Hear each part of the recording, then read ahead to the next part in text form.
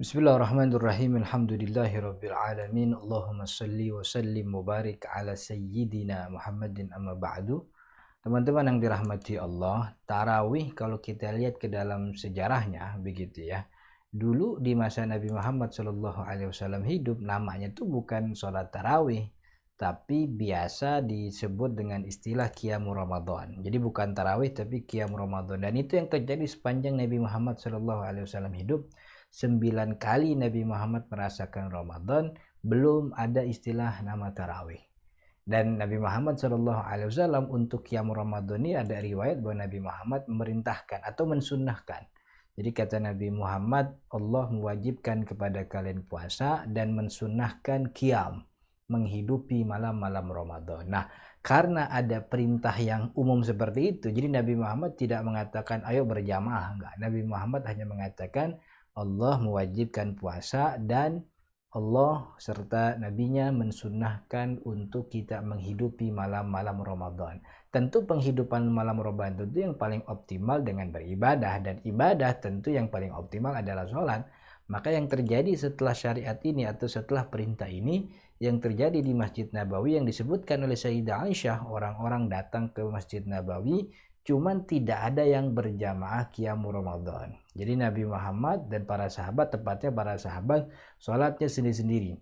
Ada yang sendiri, ada yang berdua. Jadi di Masjid Nabawi itu cukup lumayan ramai. Setiap pojokan ada yang sholat Qiyamul Ramadan. Ada yang berdua, ada yang bertiga, dan orang yang tidak pandai baca Al-Quran, dia ikut orang yang dikira dia pandai baca Al-Quran. Jadi beberapa di masjid terjadi beberapa banyak jamaah.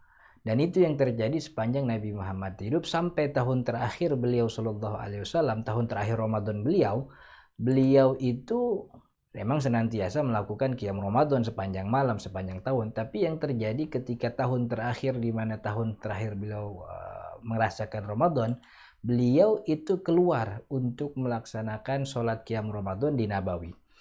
Dan itu malam ke-23, dan Nabi Muhammad nggak berjamaah. Beliau keluar sendiri dari rumahnya ke Masjid Nabawi di malam ke-23. Lalu karena di Masjid Nabawi ada Nabi Muhammad, maka orang-orang yang awalnya misah-misah itu mencar-mencar, ada yang berdua bertiga, semua membatalkan sholat, ikut bersama Nabi Muhammad SAW. Itu malam 23. Dan sholat bersama Nabi di malam 23 itu sangat melelahkan. Beberapa orang mengatakan sholat itu sampai menjelang subuh. Bahkan kita khawatir, kata salah seorang sahabat, kita khawatir nggak bisa sahur begitu.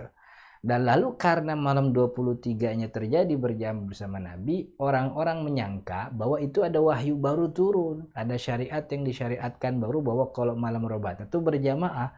Akhirnya malam 24 orang-orang berkumpul di Masjid Nabawi, mungkin kayak kita malam pertama di sini gitu ya. Ramai menunggu Nabi Muhammad, tapi Nabi Muhammad tidak keluar. Beberapa riwayat menyebutkan, kata Nabi Muhammad, inni khasyitu an tufrada alaikum, saya khawatir nanti malam Ramadan, Qiyam Ramadan jadi wajib buat kalian, atau kalian anggap wajib dan kalian tidak akan mampu itu. Malam 23, malam 24 Nabi tidak keluar, malam 25 dan 27. Dan itu hanya 3 malam Nabi Muhammad SAW keluar ke Masjid Nabawi berjamaah. Itu pun tidak dianjur, itu pun beliau tidak instruksikan berjamaah. Jadi Nabi Muhammad hanya masuk kemudian diikuti oleh orang-orang. Jadi berjamaah di Masjid Nabawi sepanjang Nabi Muhammad hidup, sholat Qiyam Ramadan atau tarawih itu tidak pernah terjadi kecuali malam 23, malam 25 dan malam 27. Itu pun tanpa instruksi dari awal. Nabi Muhammad hanya keluar lalu diikuti oleh orang-orang di belakangnya. Nah, masuklah kemudian zaman Sayyidina Abu Bakar. Zaman Sayyidina Abu Bakar As-Siddiq tidak ada perubahan. Itu yang kita dapati riwayat dalam riwayat Imam Malik dalam kitab Al-Muwatta, tidak ada perubahan apa yang terjadi di Masjid Nabawi zaman Sayyidina Nabi Muhammad dengan zaman Sayyidina Abu Bakar As-Siddiq.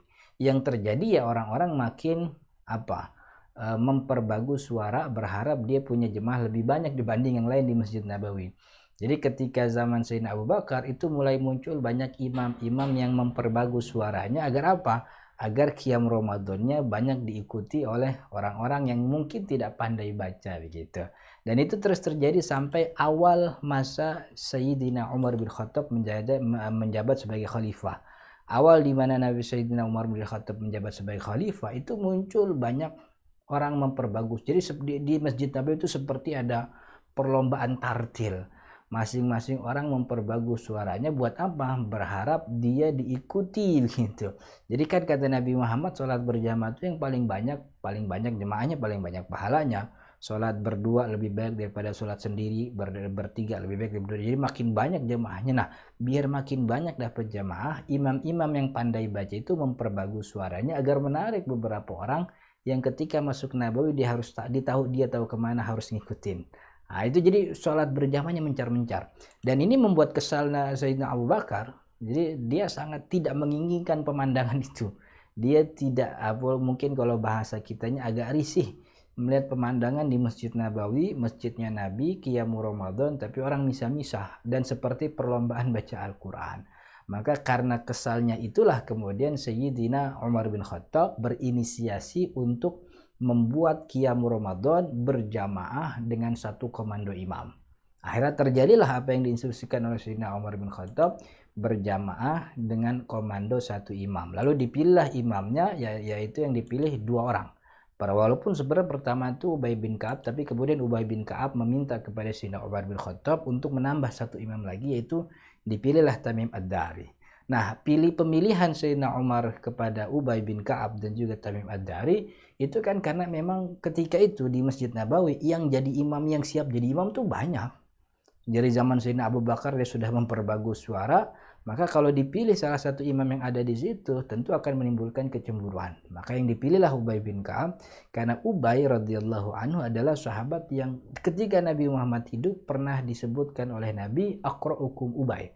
Yang paling bagus baca Al-Qur'annya tuh Ubay, yang paling pintar tuh Ubay. Jadi beliau mendapat semacam sertifikasi langsung dari Nabi Muhammad. Maka ketika Sayyidina Umar mengangkat Ubay, tidak ada yang cemburu ketika itu, begitu. Jadi Sayyidina Umar mengadakan, jadi pertama kali Qiyam Ramadan atau tarawih diadakan secara berjamaah yaitu di zaman Sayyidina Umar bin Khattab radhiyallahu an dengan Imam Ubay bin Ka'ab. Lalu berapa jumlah rakaatnya? Awal pertama kali dilakukan sholat berjamaah Qiyam Ramadan itu 11 rakaat. 11 rakaat, cuman memang agak lama. Beberapa riwayat menyebutkan satu rakaat itu Ubay bin Ka'ab baca 100 sampai 150 ayat. Karena itu wajar kemudian selesainya menjelang waktu subuh begitu.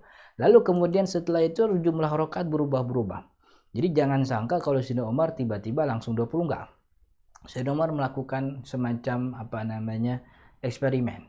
Ditambahlah jumlah rakaat, kemudian jadi 13, kemudian jadi 15, jadi 17. Bahkan satu riwayat menyebutkan Sayyidina Umar pun pernah melaksanakan tarawih di Nabawi berjamaah itu dengan jumlah rakaat 40 rakaat plus witir jadi 43. Maka beberapa ulama kemudian beberapa ahli sejarah mengatakan Sayyidina Umar tuh gayanya makin banyak rakaat makin sedikit bacaan.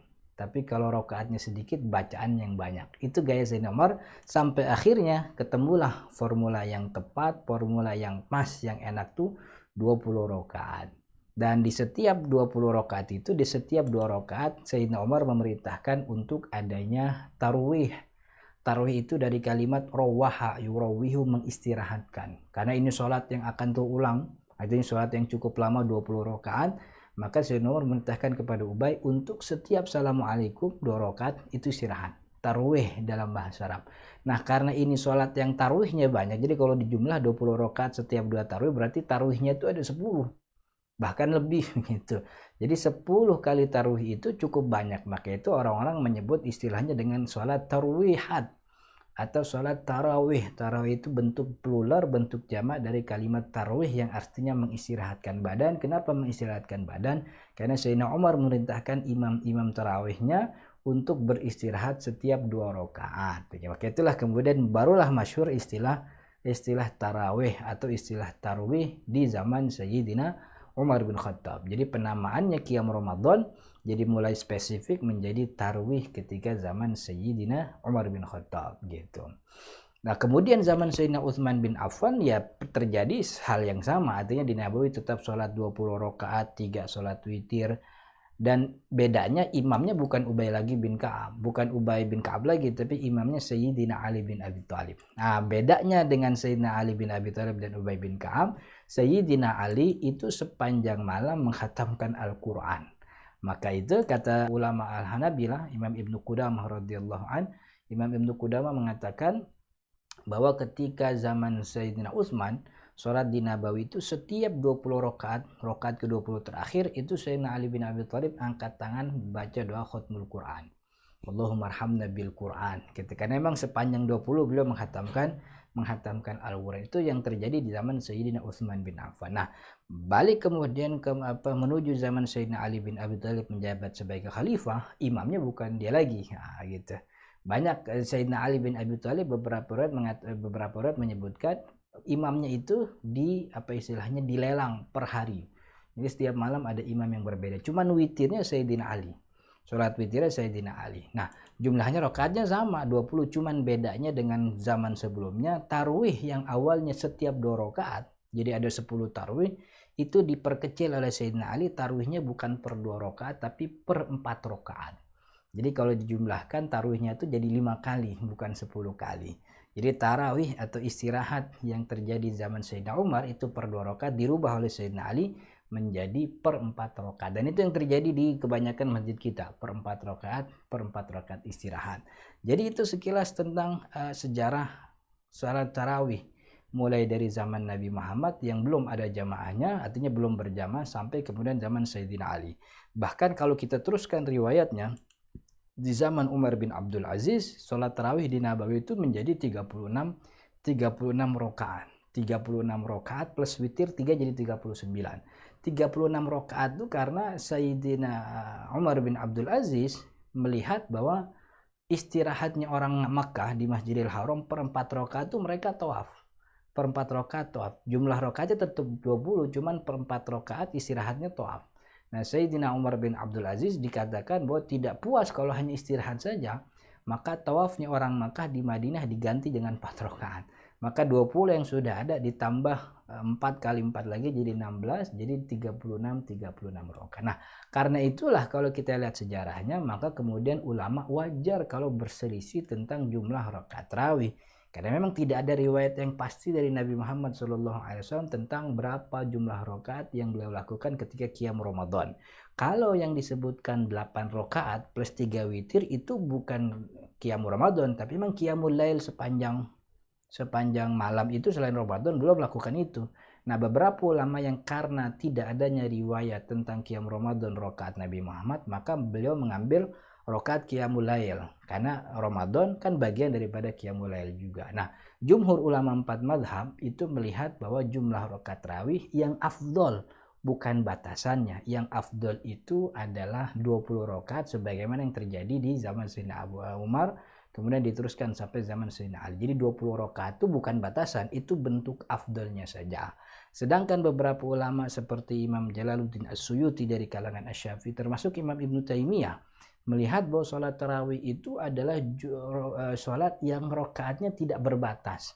Tidak ada batasan minimal, tidak ada batasan maksimal. Orang sholat tarawih 2 rakaat sah, orang sholat tarawih 20 bahkan 22 sampai 40 pun sah-sah saja.